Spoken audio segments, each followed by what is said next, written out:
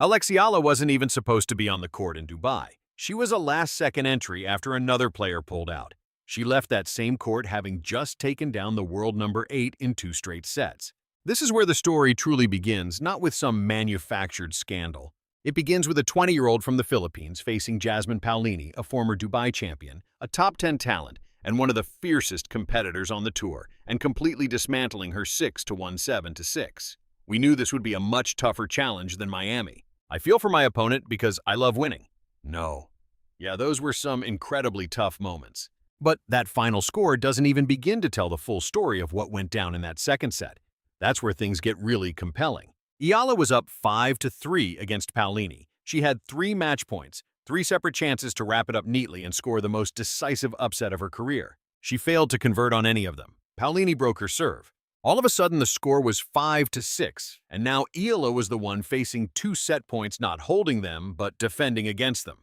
What she pulled off next is precisely what Joan Bosch has been training her for since 2023. Bosch, the head coach who once mentored world number 1 Carlos Moya, watched as his player fought off both set points, forced the match into a tiebreak, and ultimately won it 7-5. At 20 years and 168 days old, Eala became the youngest Asian player ever to secure top 10 victories at multiple WTA 1000 tournaments. That record was previously held by Naomi Osaka. That is not a minor statistic. It is a historically important achievement. And it was achieved through a system that most media coverage of Alexia completely ignores. Our goal is to be the best. No, it's not that we just want to show up. Our goal is to be the absolute best. So here is a look at what that system actually involves. Bosch's coaching strategy is not designed for one single moment. It's engineered to create a 5-year window of peak athletic performance. Bosch calls Eala an organized mind, an athlete who often dictates the intensity of her own training sessions. She is someone who doesn't require motivation so much as careful management to ensure her potential is fully realized instead of collapsing prematurely under pressure. That entire philosophy was put to the test in 2025 after Eala dealt with a shoulder injury following the Canadian Open. Fitness director Luc Baumol, who is in charge of physical conditioning at the Rafa Nadal Academy, re-engineered her recovery to focus on explosive lateral movement, chimo, and multi-directional speed. By the time Eala got into the 2025 Eastbourne International, she had played 7 matches in just 8 days. 7 matches, 8 days, and she fought her way into the final. And then she lost it after letting 4 separate championship points get away from her. The images of a tearful Eala went viral almost instantly. Within a few days, YouTube videos were already branding it a scandal. They have been branding things as a scandal ever since. You know, with a loss tonight, how do you personally process those emotions especially? Well, it's difficult. I think every person has their own way of handling things, and for me, how I cope isn't the same for every single loss, and I think a part of this whole career is just learning to be self-aware enough to know what I need to do to pull back and get myself together. Because at the end of the day, you lose a lot in tennis, and some losses are bound to be much harder than others. So it's something you just have to learn to handle. And yeah, it's tough. And for me, every situation is just different. I can't really say I have a specific thing I do every time. It's just completely different for each loss, right? So let's examine the facts behind this so-called Dubai scandal that involved Eala's coach. Joan Bosch conducted interviews after the match. In those interviews, Bosch gave a frank, professional, and analytical breakdown of Eala's serve speed and her total unforced errors. That kind of professional honesty was repackaged by the media to sound like a coach was breaking his silence on some kind of secret crisis. Bosch wasn't breaking any silence.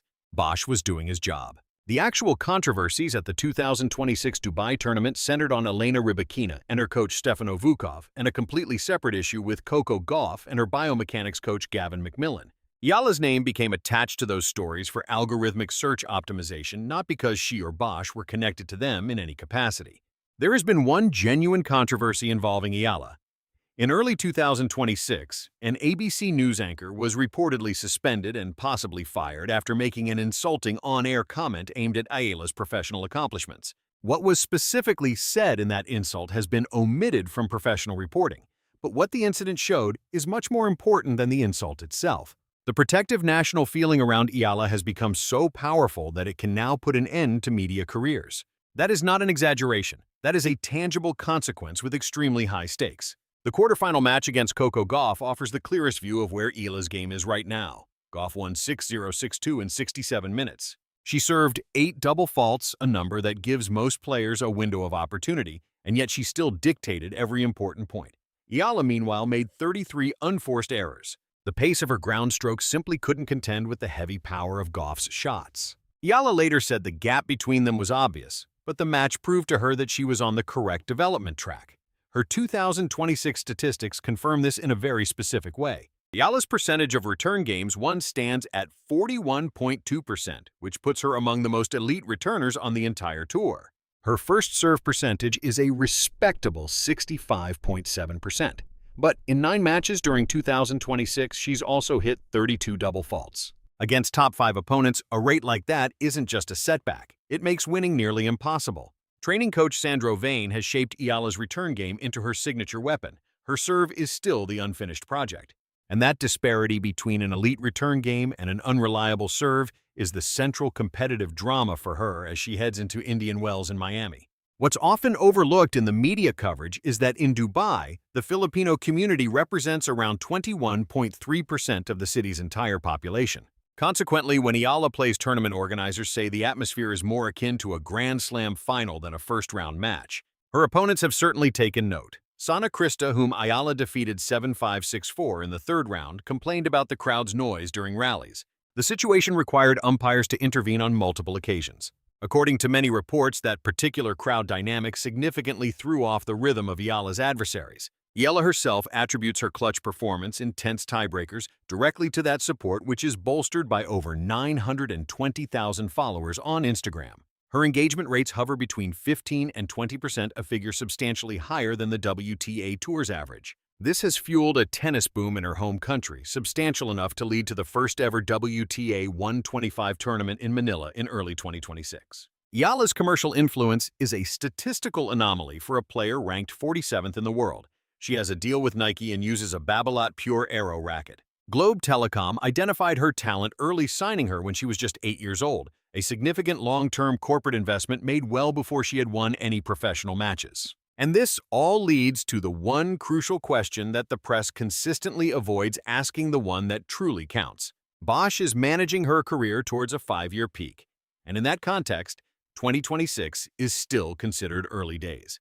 Indian Wells is scheduled for March the 4th to the 15th, with the Miami tournament immediately after. Eala is entering both events by direct entry, not relying on a wild card or serving as a replacement. A successful run at Indian Wells could see her break into the top 30, guaranteeing her a seeded position at the French Open. But then comes the clay season. A mere 38% win rate on that particular surface represents the most significant technical challenge she has yet to overcome. Bosch's game plan includes the International de Strasbourg, a WTA 500 tournament aimed specifically at retooling her footwork for the sliding required during the European season. The serve also needs attention. Her clay court game needs a complete overhaul, as the gap between her and players like Gauff and Swiatek is both documented and substantial. However, this is the same athlete who fought off 2 set points at 5-6 in a tiebreak against a top 10 player in Dubai, spurred on by thousands of fans who had turned up just to see her compete. Therefore, the conversation was never about whether she could create a sensation. The question is whether the long-term framework that Bosch and Bauza have constructed, the 5-year plan, the cautious injury prevention, the methodical technical progression, can actually bridge the chasm between world number 40 and the elite top 5. And for now, that is a question to which no one has the answer.